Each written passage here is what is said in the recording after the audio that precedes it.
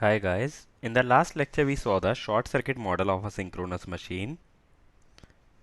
Whenever a short circuit occurs at the terminals of synchronous machine, we defined three periods.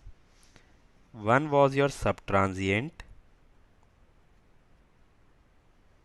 the next period was transient,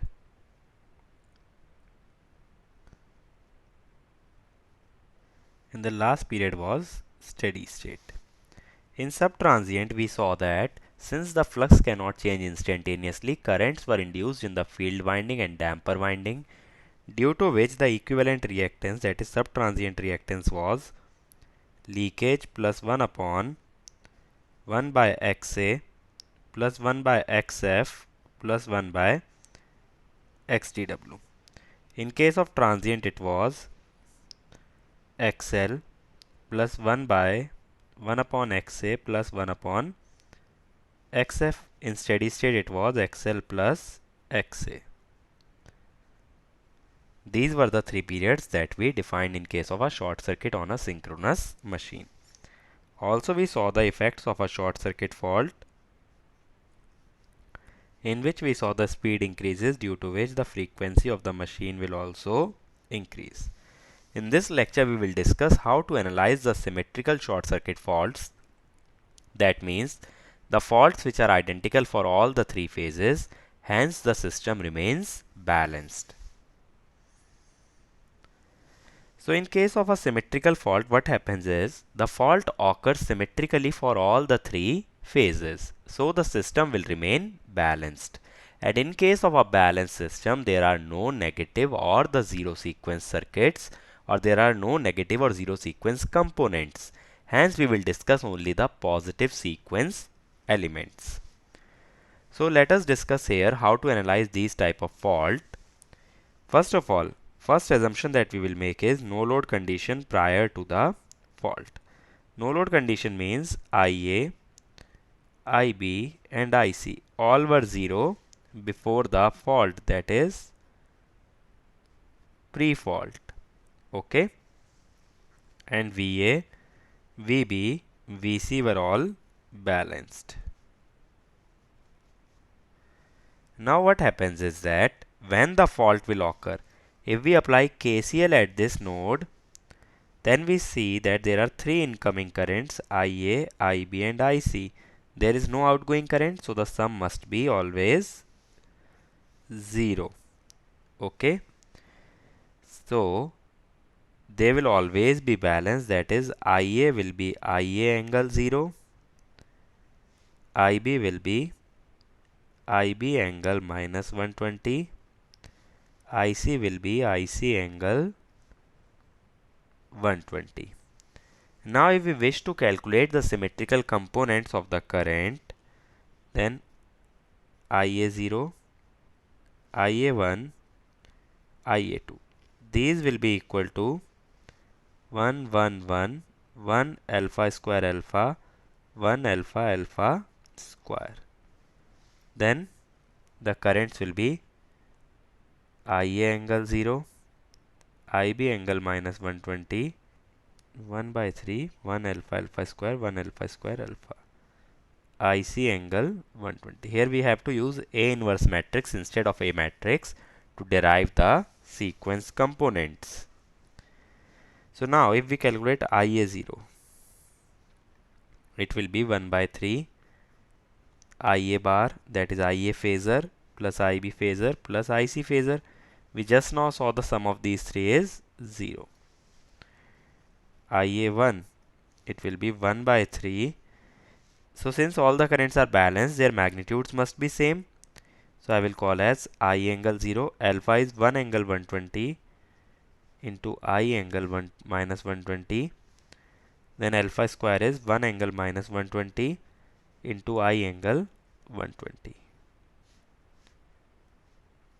Now these angles will get cancelled out. So it will be equal to I. Okay. And IA2 if we calculate,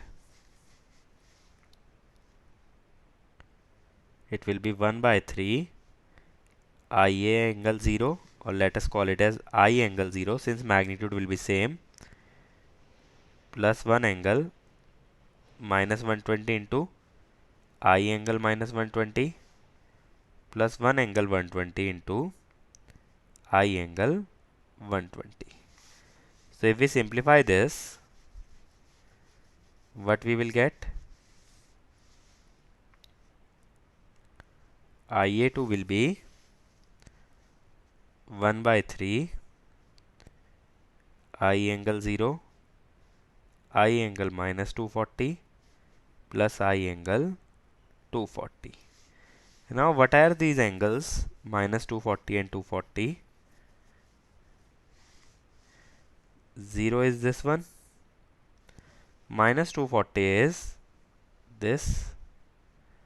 It will be minus 240 or plus 120. Then this is this is plus 240.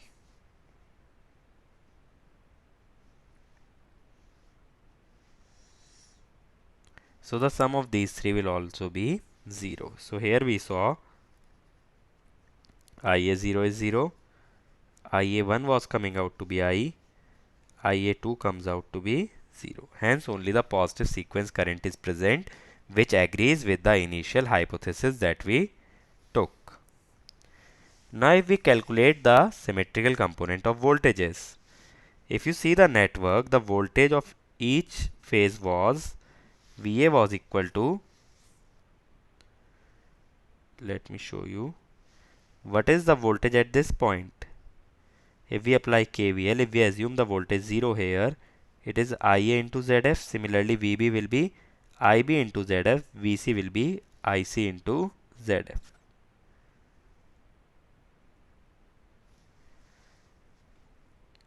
IA ZF, VB is IB ZF, VC is IC ZF. Okay. Now if we wish to calculate the sequence components, we can write VA as IZF angle 0, VB as IZF angle minus 120, VC as IZF angle 120. Just I have kept the angles of I. ZF, let us assume that it is resistive. Okay, it is a valid hypothesis, otherwise you can assume the angle to be theta. Now if we wish to calculate symmetrical components of voltages, it will be 1 by 3 1 1 1 1 alpha alpha square 1 alpha square alpha. IZF I can take common, 1 angle 0, 1 angle minus 120, 1 angle 120. Now since the angles of the quantities are same as in case of previous matrix, I can directly write one thing. The results will be identical to what we arrived for the case of currents. VA0 will be 0. VA1 here will be IA into ZF. And VA2 will be 0. Okay. So how I am directly writing these is, because the voltage phasors have the identical phase as the current phasors that we saw earlier. Hence, we will arrive at the same result just with a different magnitude. So from here also we can see only the positive sequence voltage is existing. So this you can directly assume also, because we are having a balanced system, no negative or zero sequence components will be present. And here, since we have derived by symmetrical component methods also, only positive sequence component will exist. Now to draw the circuit on per phase basis. Why we are drawing on per phase basis? Because the system is balanced. You can analyze per phase and then you can manipulate the result to obtain the results for the other two phases. How to manipulate?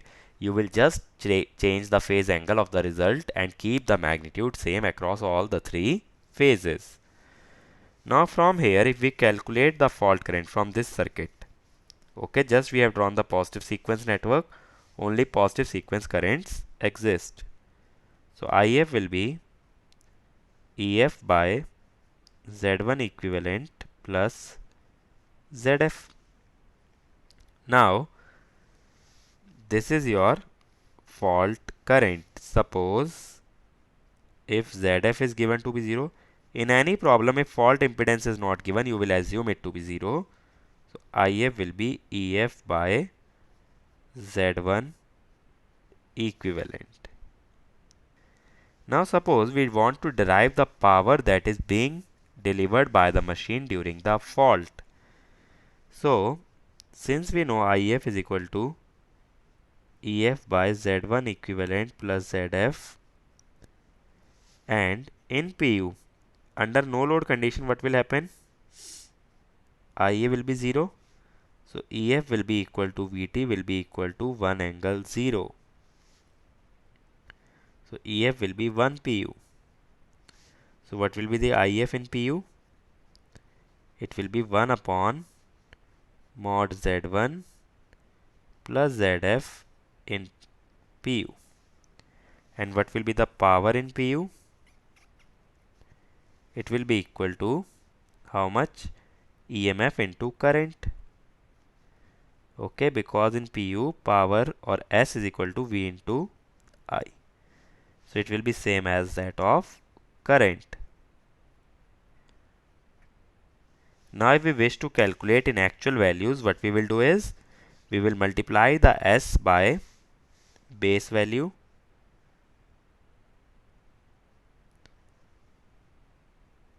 and we will multiply the base of 3 phase. So S will be equal to S base 3 phase by mod Z1 equivalent plus ZF in MVA. Now if you expand S base 3 phase, we know that Z base is equal to V base line to line square by S base. So from here I can substitute S base as S will be equal to V base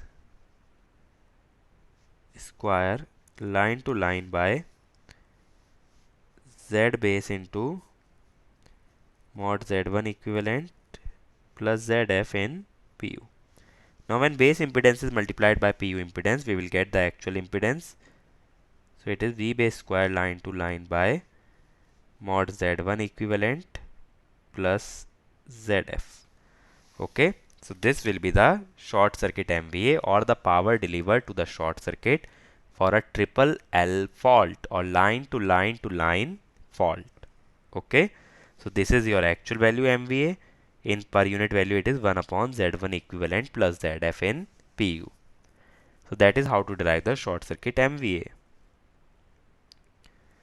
Next, in case of triple LG fault, this is the other type of symmetrical fault. Here what is happening is just that all the ZF has gone to 0. So what will be the fault current? It will be EF by mod Z1 equivalent. What will be IF in PU? It will be 1 upon mod Z1 equivalent in PU. So what will be S? That will be 1 into 1 upon mod Z1 equivalent. So that is 1 by mod Z1 equivalent in PU. So what will be the S in actual value?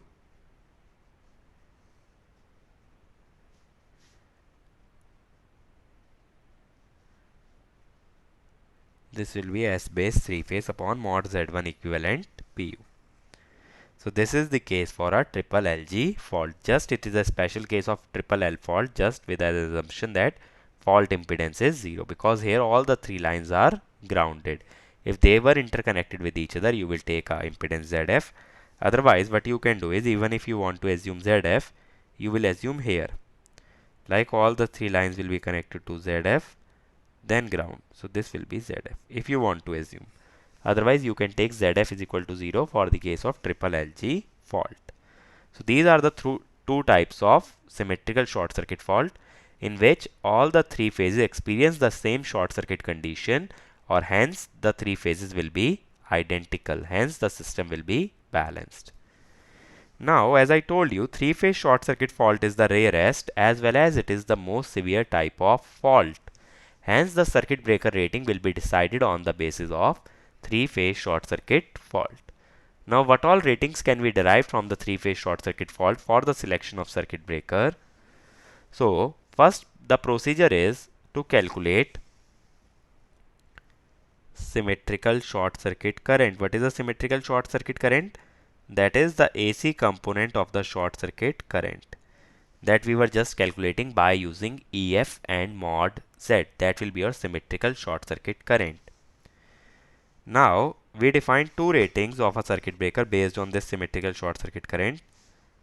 One is rated maximum momentary current and other is symmetrical breaking current. Symmetrical breaking or symmetrical interrupting. So here, once we have I symmetrical, what we do is we will multiply it by 1.6. That will be the rated momentary current of the circuit breaker. Okay, that means the momentary current, that is the current that exists for a short duration, can exist only up to this much value. The short duration current should not exceed this value. That is your rated momentary current. Now, why we have multiplied it by a factor of 1.6? Because the symmetrical short circuit current contains only the AC component. It does not consider any DC current. Now, instead of simplifying the DC current using exponentials and all, what we are doing is we are taking an estimate of the DC current, that is 0.6 times the AC current. Hence, the total current will become 1.6 times the symmetrical short circuit current. So, instead of calculating the transient current, we are multiplying the whole current by an empirical factor to account for the DC offset current. Similarly, in case of symmetrical interrupting current or symmetrical breaking current, the first thing to be remembered is we will use XD double dash for generator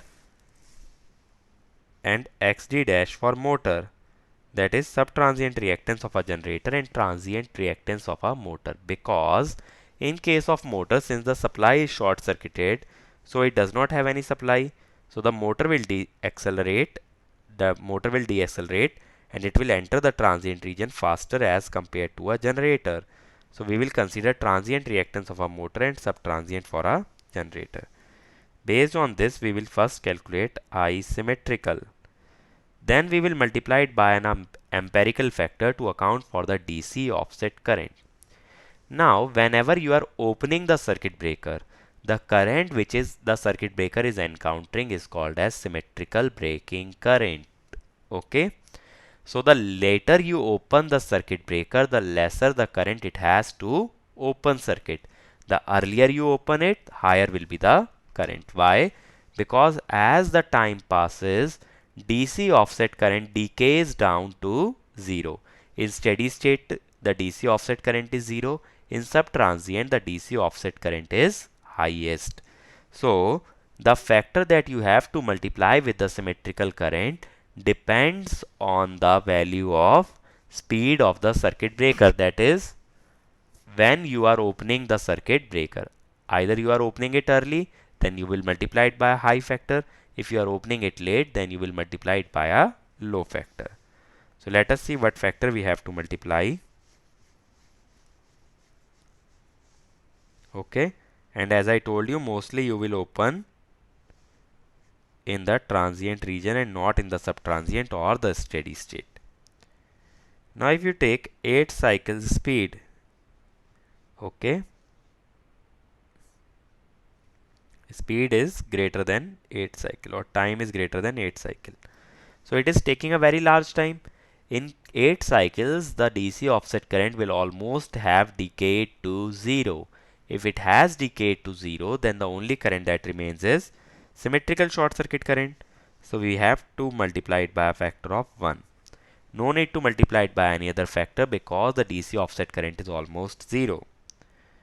Now if we are taking a 5 cycle circuit breaker, that is it opens in 5 cycles, then we will multiply it by 1.1. Then 3 cycle, we will multiply it by a factor of 1.2.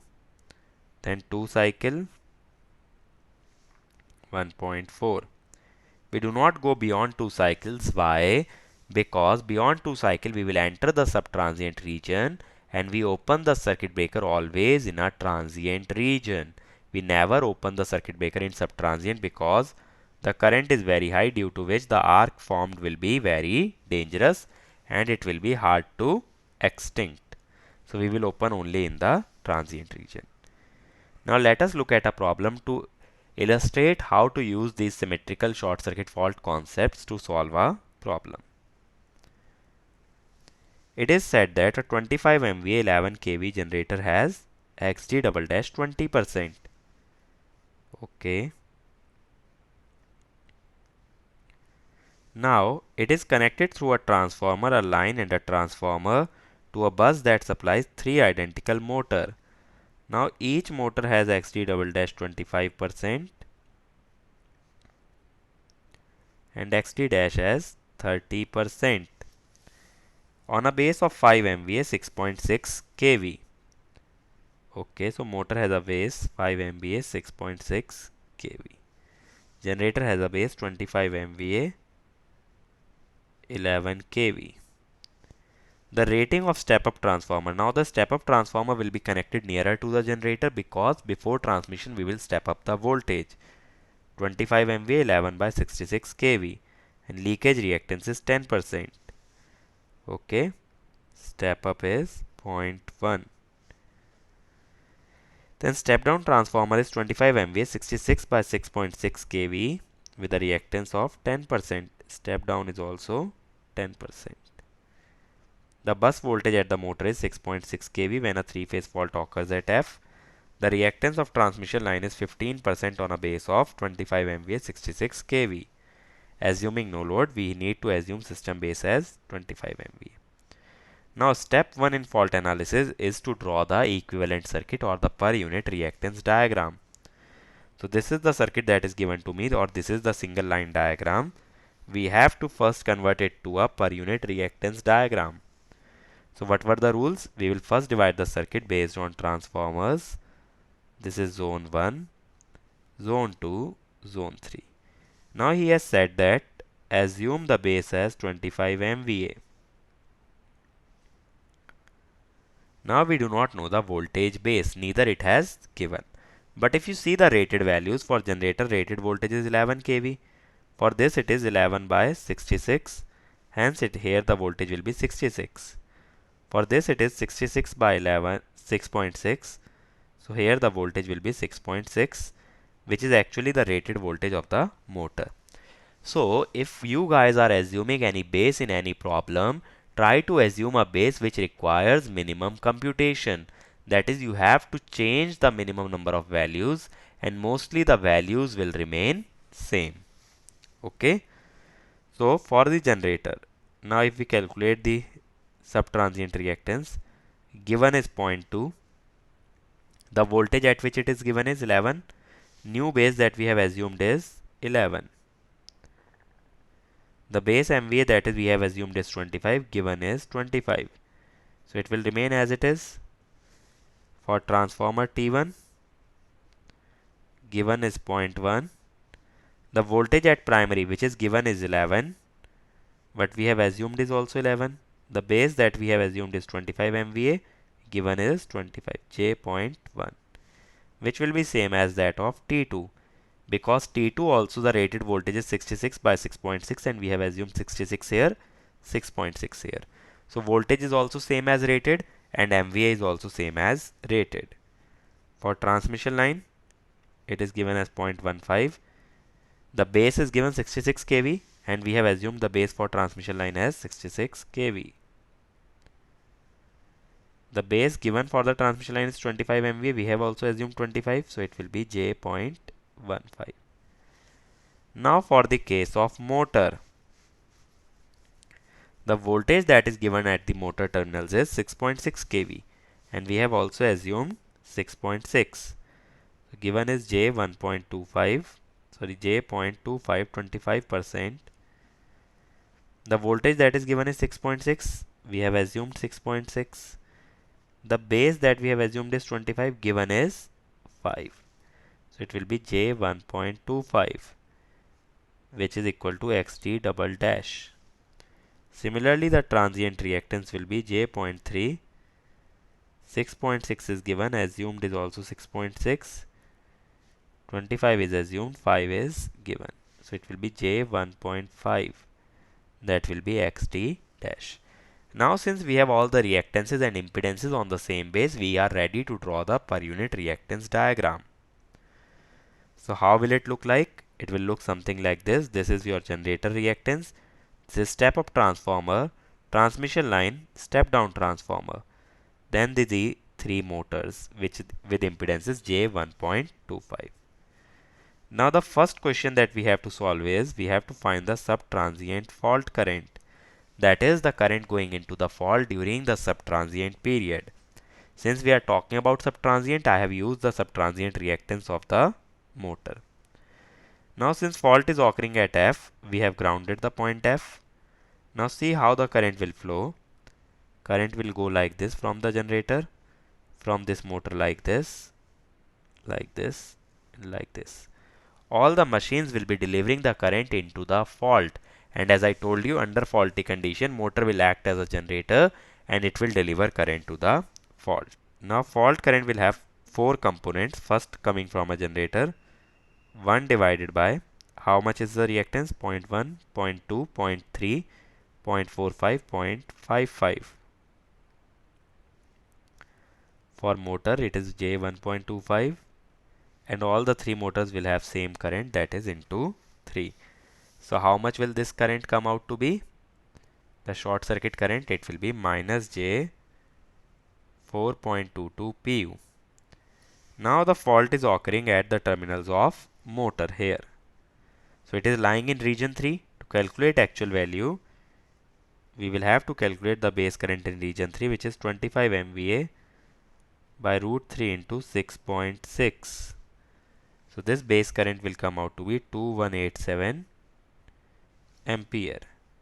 So what will be the fault current? That is 4.22 into 2187, that is equal to 9229 ampere. That will be your fault current or the subtransient current going into the fault. Okay. So first rule to remember is whenever the fault will occur, all the machine, whether it is a synchronous motor or a synchronous generator, they will deliver the current into the fault. In our next problem, it is asking subtransient breaker current. So first we have to locate the circuit breaker. Circuit breaker B is this and fault is coming here. Okay.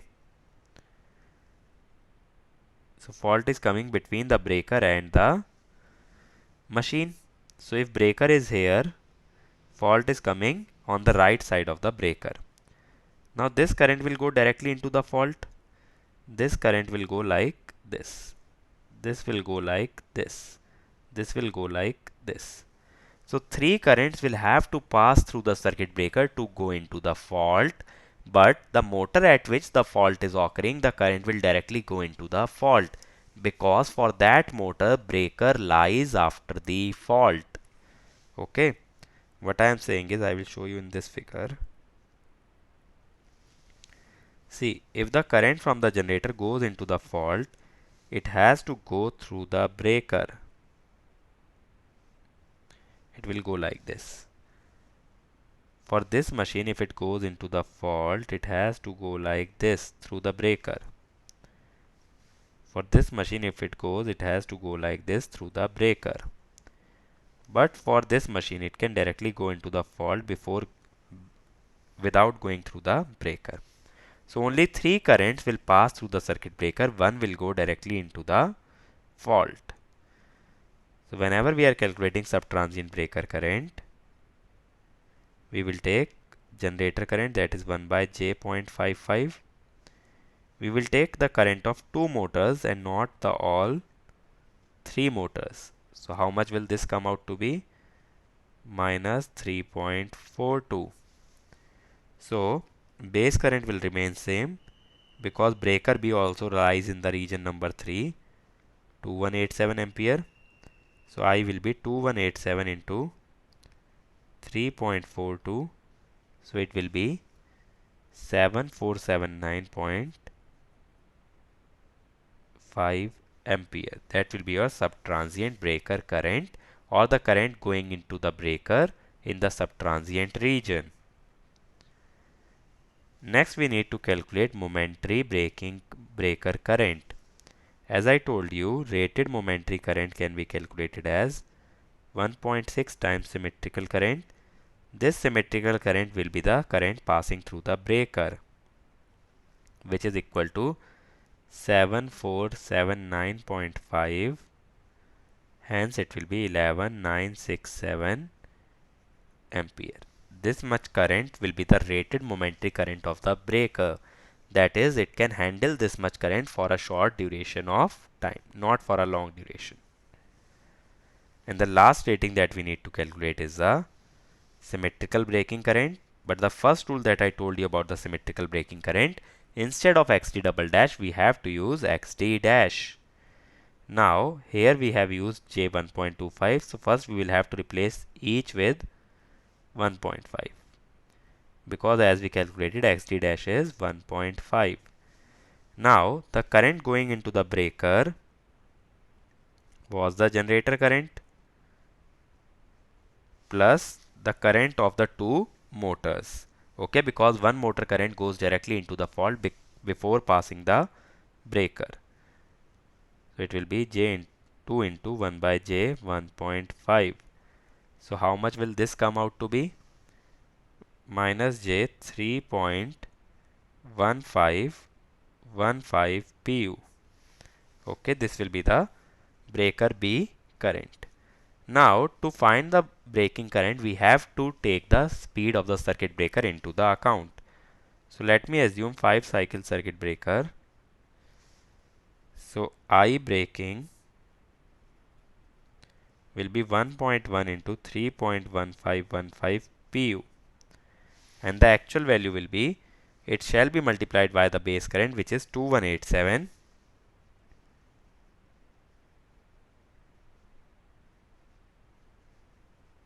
So how much will this come out to be? 7581 ampere. Okay, so that is how you calculate the symmetrical breaking current of a circuit breaker. First, replace the subtransient reactance of motor by transient reactance, calculate the symmetrical current, and then multiply it by a factor corresponding to the speed of operation of circuit breaker. So let us summarize what we learned in this lecture. We first saw the triple L type of fault. There we saw only positive sequence component can exist and there is no negative or zero sequence component. There we saw the fault current in PU was 1 upon mod Z1 equivalent, that is the equivalent positive sequence impedance, plus mod ZF into PU. This should be in PU.